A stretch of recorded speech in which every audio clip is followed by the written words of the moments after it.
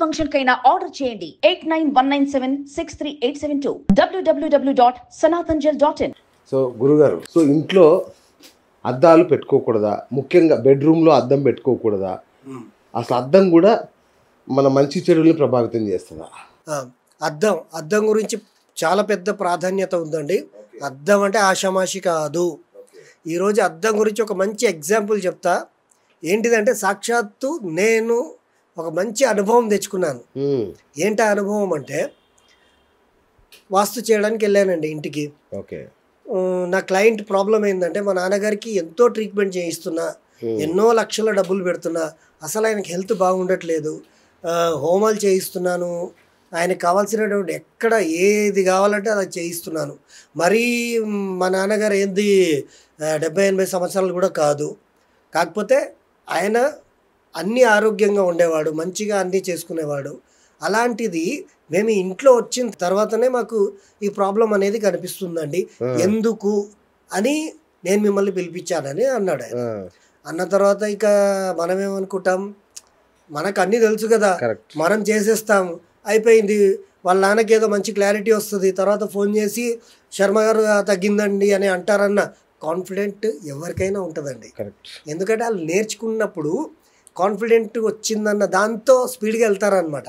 So అలాగే మేము కూడా స్టార్టింగ్లో అలా వెళ్ళినప్పుడు ఇంట్లో పరిశీలన మొత్తం చెయ్యాలి వాస్తు కన్సల్టెంట్ అన్న.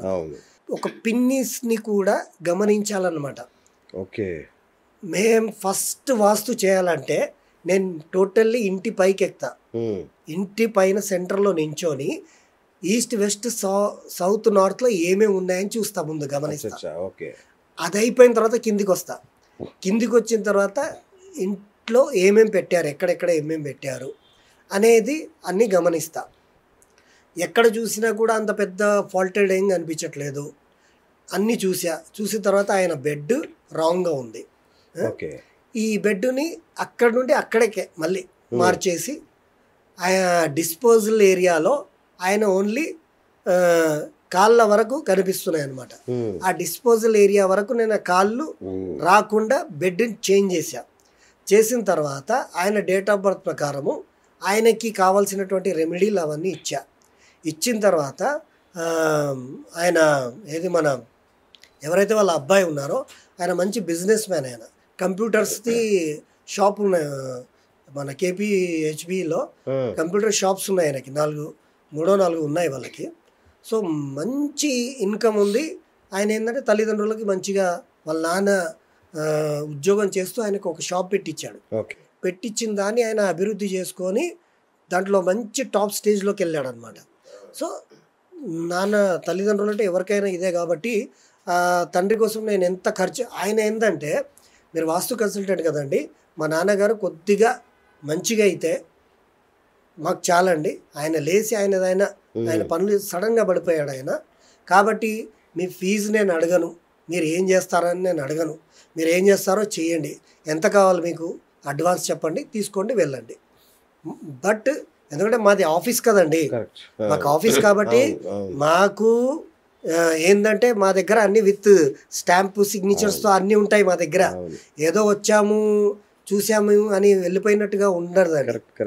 కాబట్టి ఆయన వచ్చేసి ఆ విధంగా మాట్లాడి వెళ్ళారనమాట. వెళ్ళిన తర్వాత అదే ఇందాక నేను చెప్పిన కాన్ఫిడెంట్గా వెళ్ళిపోయి బెడ్ ఇలా మార్చేసి డిస్పోజల్ ఏరియా నుండి ఆయనకి తీసేస్తే ఏముంది, పెద్ద ఆయన లేచి నడుస్తాడులే అని నేను అనుకొని వచ్చేసా. ఆ విధంగా వాస్తు చేసి ఏమేమి ఉన్నాయో తీసేసి ఎక్కడ పెట్టేసి మేము వచ్చేసినా కూడా రిజల్ట్ రాలేదు సార్. ఆయన ఇంకా రోజుకి డౌన్ అయిపోతున్నాడు. ఎందుకు ఇట్లా అయిపోతున్నాడు అని ఈయన ఫోన్ చేసి అడిగాడు, 2-3 సార్లు అడిగి ఆయన బిజీలో ఆయన పడిపోయాడు. తర్వాత నేను ఫోన్ చేస్తే ఆయన ఎలా మాట్లాడుతున్నాడంటే, సపోజ్ ఈ ఫోన్ ఉంది, ముందేమో శర్మ గారు గురుగారు నమస్తే అని మాట్లాడేవాడు. తర్వాత ఫోన్ చేసి చెప్పండి ఏంటండి, సరే అండి మీరు చెప్పి నేను చేశాం కదా, ఓకే అండి, సరే అండి, అలాగే అని చెప్పి ఫోన్ పెట్టేసాడు. అప్పుడు బాధ అనిపించింది సార్ నాకు. ఎందుకంటే మనిషి జన్మించిన తర్వాత ఫస్ట్ వృత్తిని, మన ఆత్మాభిమానాన్ని మనం కరెక్ట్ చేసుకోవాలి. ఈ డబ్బులు వస్తాయి పోతాయి, వీటితోటి మనకు సంబంధం లేదు. yes. ఎందుకంటే మనకు కొందరు చెప్పారు, మనం చేసే పని కనుక పర్ఫెక్ట్ ఉంటే ఆ డబ్బులు, ఆ ధనం అనేది వాటికి అవే పరిగెత్తుకుంటూ వస్తాయి. ఎక్కడొస్తాయి? మనం చేసే పని టెక్నికల్గా, నాలెడ్జబుల్గా, అందరికీ కరెక్ట్గా అర్థమయ్యేటట్టుగా, పడేటట్టుగా ఉంటే ఆ మనీ అనేది ఆటోమేటిక్గా వస్తుందని చెప్పారు మా గురుగారు. నువ్వు నీ పనిని కరెక్ట్గా ఇచ్చేయి, అప్పుడు నీకు ఇదవుతుంది అని ఆ విధంగా చెప్పారు. చెప్పినప్పుడు నాకు చాలా బాధ, మనసు ఇరిగిపోయింది సార్ నాకు. ఆయన అట్లా ఇప్పుడు నోరు తెరిచి ఆయన చెప్పాల్సిన అవసరంలా, జస్ట్ చిన్న ఎక్స్ప్రెషన్ ఇస్తేనే మనకు అర్థమైపోతుంది. నేను అప్పుడు నాకు చేతిలో 2-3 వాస్తు పనులు ఉన్నా పక్కన పెట్టేసి మావాడు ఉన్నాడు ఒకడు. నేను ఎప్పుడు వెళ్ళినా, నేను ఒక్కొక్కసారి వెళ్ళినప్పుడు ఏదైనా కొన్ని మర్చిపోయినా నాతో పాటు నా టీం ఉంటుంది, నా టీంలో నా ఫేవరెట్ వాళ్ళు ఉంటారు, నాతో పాటు వచ్చేవాళ్ళు. అట్లా నా మనిషి ఒకడు ఉన్నాడు, వాడిని తీసుకొని వెళ్ళా. అరే ఇక్కడ మిస్టేక్ జరిగిందిరా, ఏం జరిగిందో మనం బాగా గమనించాలి, అన్నీ కూడా పర్ఫెక్ట్గా చూసుకోవాలని చెప్తే వాడు ఇది ఇక్కడ పోయింది సార్, ఇది మిస్టేక్ ఇక్కడ ఏదో జరిగిందంటే ఏది కూడా పాయింటెడ్గా నాకు దొరకనప్పుడు తర్వాత చూస్తే ఏముంది అక్కడ బీరువా ఉంది. ఓకే, వెస్ట్లో బీరువా ఉందండి. ఆ బీరువాకి అద్దం ఉంది. ఈయన పడుకున్నది ఆ అద్దంలో క్లియర్గా పడుతుంది. ఓకే, ఎప్పుడైతే మనం పడుకున్నప్పుడు మనం అనేది అద్దంలో, వెస్ట్లో ఉన్న అద్దంలో మనం కనిపిస్తామో, ఆ అద్దము ఏం చేస్తుందంటే మనకు ఈ వెస్ట్ అనే ప్లేస్ని వెనకాలకి పెంచేస్తుంది. ఓకే, ఇంకా మీకు క్లారిటీగా చెప్తా. సో మొత్తానికి వాళ్ళ ఇంటికి మళ్ళీ వెళ్ళారు, ఆఫీస్ టీంని తీసుకొని వెళ్ళి సరిగా గమనిస్తే ఎప్పుడు కూడా మనం పడుకున్నప్పుడు అద్దంలో మన బాడీ అనేది పడకూడదు అన్నమాట. ఎప్పుడైతే పడుతుందో అది టూ మచ్ హెల్త్ ఇష్యూ అనేది ఇస్తుంది మనకు. వెస్ట్ ఈ అద్దం అనేది మనం కనుక ఏ గోడకైతే పెడతామో దీని రిఫ్లెక్షన్ మనకు అంటే ఎంతవరకు కనిపిస్తుందో అంత బ్యాక్ సైడ్ పెరిగినంత ఫలితం అద్దం వల్ల వస్తుంది అనమాట. అందుకే ఎప్పుడు కూడా అద్దాలన్నీ కూడా నార్త్ అండ్ ఈస్ట్లో పెట్టాలని అంటారు. ఎందుకంటే నార్త్లో వచ్చేసి మనకు భల్లాట్ సోమ అనే వాస్తు దేవతలు ఉంటారు కదా, వాళ్ళు పెట్టినప్పుడు తెలుసో తెలియక అక్కడ గనక ఆ అద్దం పెడితే ఆ భల్లాట్ సోమ అనే దేవతలు గనక పెరిగారనుకోండి, వీళ్ళకి ధనం ఇంట్లో సూపర్ స్పీడ్గా వస్తుంది అన్నమాట. ఈస్ట్లో కూడా మనకు జయంత మహేంద్ర దగ్గర కరెక్ట్ అద్దం అంటే ఇవి ఎక్కడ ఉన్నాయో మన మెజర్మెంట్ కొలతలు వేస్తేనే దొరుకుతాయి, కరెక్ట్ తెలుస్తుంది. ఇప్పుడు మామూలుగా అందరికైతే తెలియదు అది. సో వాళ్ళు తెలుసో తెలియకో అక్కడ పెట్టారనుకోండి, ఇప్పుడు డ్రెస్సింగ్ టేబుల్ ఉంటుంది, పొడుగు ఉంటుంది గ్లాస్, ఆ గ్లాస్ కనుక అక్కడ పెట్టారనుకోండి, ఆ గ్లాస్లో మనకి ఎంత దూరం కనిపిస్తుందో బ్యాక్ సైడ్ అంత దూరం పెరిగిందని అర్థం.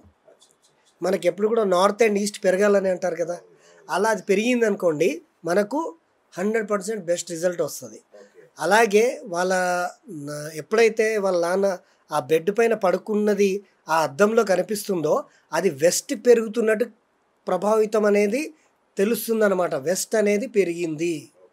వెస్ట్ పెరిగితే ఏమవుతుందంటే అనర్థాలు జరుగుతాయి, నైరుతి పెరగకూడదు అని అంటారు కదండి. సో అందువల్ల ఆయనకి హెల్త్ ఇష్యూ బాగా వచ్చి ఆ ప్రాబ్లం అయితే ఆయనకి మేము అక్కడుండి డైరెక్ట్ నార్త్లోకి షిఫ్ట్ చేసాం వాళ్ళ నాన్నగారికి. మేము అప్పుడు వచ్చినా అంతగా మాకు ఏముంది వీళ్ళు అంతేలే అని అనుకునే వాళ్ళకి. బట్ దేవుడి దయ వల్ల మేము 10 సార్లు ఆయన మా మాట వినకుండా వాళ్ళ ఇంటికి వెళ్ళి, నేను ఈ స్టోరీ ఎందుకు చెప్తాను శ్రీనివాస్ గారు అంటే, పని చేసే ఒక క్లయింట్కి మేము ఇచ్చే రిలీఫ్ ఇక్కడ చెప్తున్నట్టే కాదు, రేపొద్దున వాళ్ళు కాల్ చేసినా కూడా అలాగే ఉంటుంది.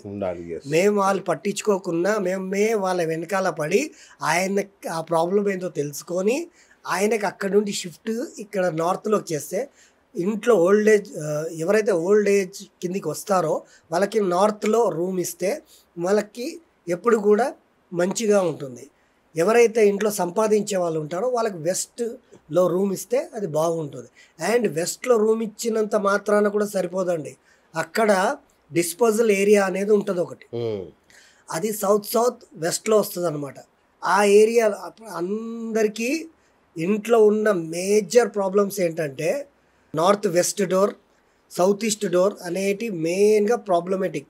ఓకే. ఇది 100% అందరు గుర్తుపెట్టుకోండి. Right. ఎవరన్నా నాకు ఎందుకు అని అంటే నేను చెప్పడానికి సిద్ధంగా ఉన్నా, ఇక్కడ శాస్త్ర ప్రమాణాలుగా చెప్పడానికి సిద్ధంగా ఉన్నా.